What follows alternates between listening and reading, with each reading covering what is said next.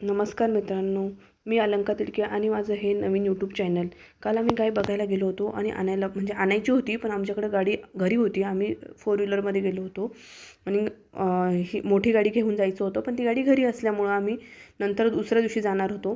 त्या दिवशी दुसऱ्या दिवशी हे जाऊन गाय घेऊन आले आणि थोडंसं म्हणजे गाय आणली, पण ते गाडी आम्ही आमच्या घरापाशी उभं न करता खाली म्हणजे असं होल वगैरे असते तिथं उभं, म्हणजे हे माती वगैरे तिथे उभा केली, कारण की तिला उतरायला सोपं पडावं म्हणून आम्ही घरापासून दूर उभा केली.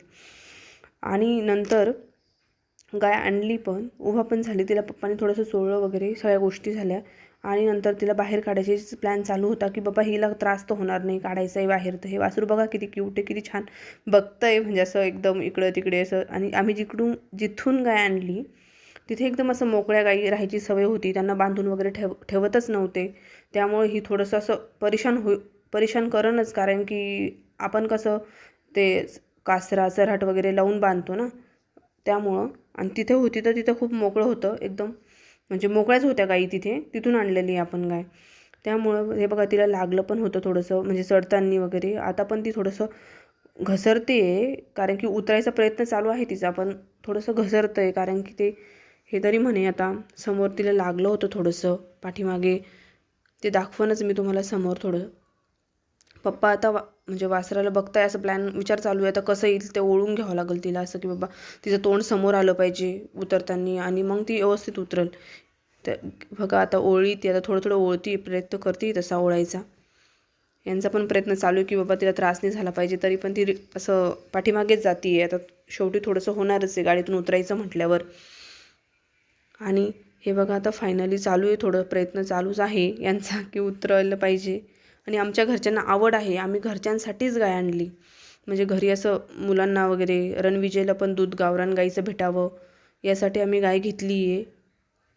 आणि यांना तर खूप आवड आहे, यांना पप्पाला असं आवड आहे की ते बघा उतरली आता गाय मस्त. विचार करताय की बाबा कसं उतरणीला लागणार तर नाही आहे, ते वासरू तर काहीच आम्ही आमच्या घरी घेऊन जातोय आता. ते वासरू जास्त गाईच्या मागे जाते, कसं ओढतंय. ते वासरू पण समोर जात नाही गाय पुढं गेल्याशिवाय. ते बघा त्याला बस ओढून चालवलं आता, कारण की त्याला पण बांधायची सवय वगैरे तर नव्हतीच, वासराला तर नसतीच म्हणा, पण तरी पण ते गाय पाठीमागे राहिल्यामुळं थोडंसं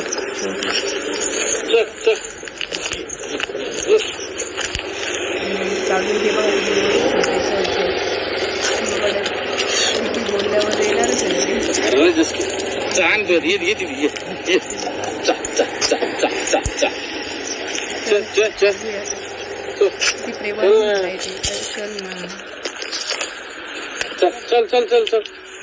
अरे चल, अरे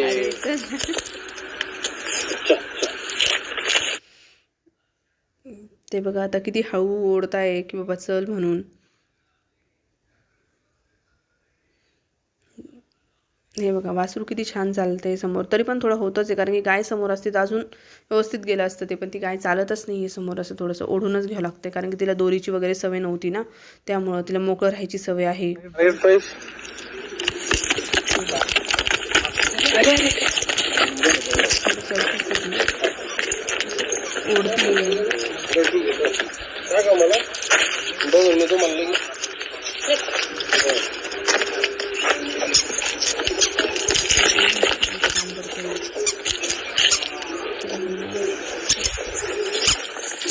हे बघा आमच्या एवढी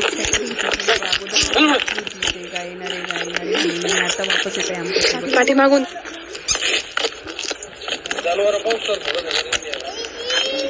हे बघा रणविजयचा आवाज, रणविजयला पण बोलता पण येते व्यवस्थित, तरी पण चालू आहे टाईम झाला.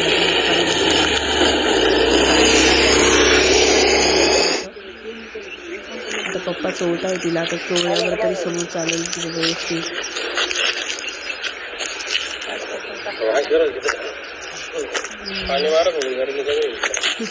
बघा यांचा विचार काय आहे, तिला पाणी मारावं लागेल.